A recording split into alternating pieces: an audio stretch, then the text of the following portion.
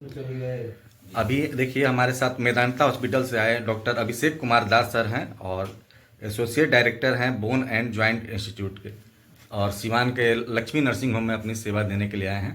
Sir सबसे पहले हमारे चैनल में आपका स्वागत है। बहुत बहुत धन्यवाद।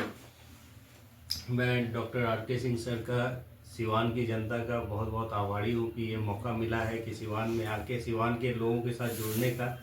यहाँ हम मेदांता पटना की जो विशेष सेवाएं हैं खासकर हड्डी एवं जोड़ संबंधित उनको यहाँ सिवान में उपलब्ध करवाना चाहते हैं।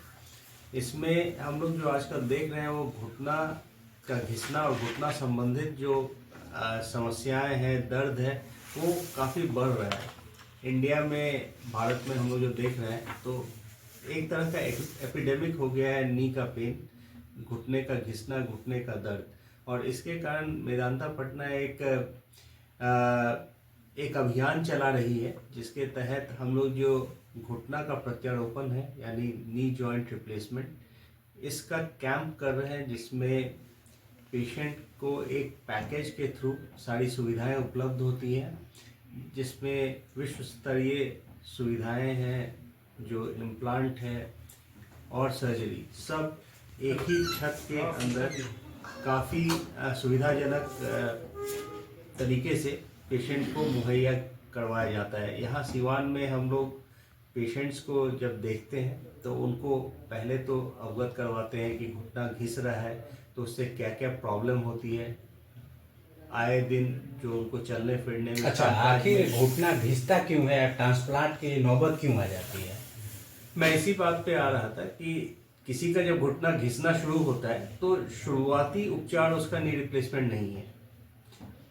अगर मैं 100 पेशेंट देखता हूँ घुटना के दर्द का तो उसमें से हार्डली 2 या 3 पेशेंट को ही नी रिप्लेसमेंट की ज़रूरत पड़ती है। बाकी पेशेंट जो है अगर कुछ प्रिकॉशंस रखें, रेगुलर एक्सरसाइज करें, खाने पीने का ध्यान रखें, वजन कंट्रोल में रखें, थोड़ा बहुत टहलें, एक्सरसाइज करें तो उनका घुटना का दर्द और घुटना का घिसना जो है वो कंट्रोल में रहेगा। लेकिन अगर ये स्टेज पार हो जाता है और घुटना बहुत अधिक घिस जाता है तब फिर कोई दूसरा उपाय नहीं बचता है। इसका कोई उम्र का स्टेज होगा? नहीं, इसमें कोई उम्र की सीमा नहीं है कि इस उम्र से पहले या इस उम्र के बाद नी रिप्लेसमेंट नहीं किया जा सकता है। हाँ, हम लोग देखते हैं समस्याएं कब आना स्टार्ट हो जाती है? कोई यूजुअली 55 साल के बाद ज़्यादा समस्या आती है, ऐसे तो 40 के बाद भी। मान लीजिए हमारे जो व्यूअर्स देख रहे हैं, क्या बड़ा अमाउंट की जरूरत पड़ती है? नहीं, यही हम लोग सभी डिस्ट्रिक्ट में और सिवान में, पटना में इसी बात से लोगों को अवगत करवा रहे हैं कि इसमें ज़्यादा अमाउंट की ज़रूरत नहीं है। पैसा सेकेंडरी है, पहले लोगों को ये समझना होगा कि उनका समस्या क्या है, उनकी समस्या क्या है। अगर घुटना घिसा हुआ है तो उसका इलाज करवाना है, जिसमें मेदांता पटना सहायता करता है इस कैंप के माध्यम से। दूसरा, ये जो सर्जरी है वो हेल्थ इंश्योरेंस में भी कवर्ड है।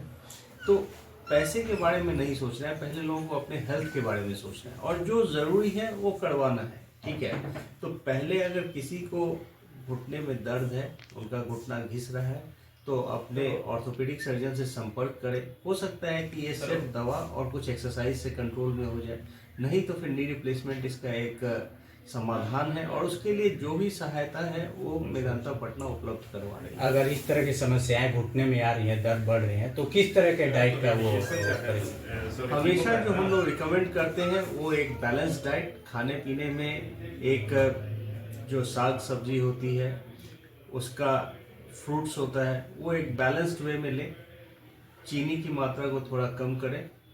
दूसरा है, अगर कोई स्मोकिंग करते हैं तो उसको तुरंत क्विट करें क्योंकि इसका बहुत हार्मफुल इफेक्ट है, सिर्फ जोड़ों पे नहीं। बिहार में तो दारू बंद ही नहीं, हम स्मोकिंग की बात कर रहे हैं। दारू तो खैर ऐसे भी मतलब वो बंद है और वो इलीगल है।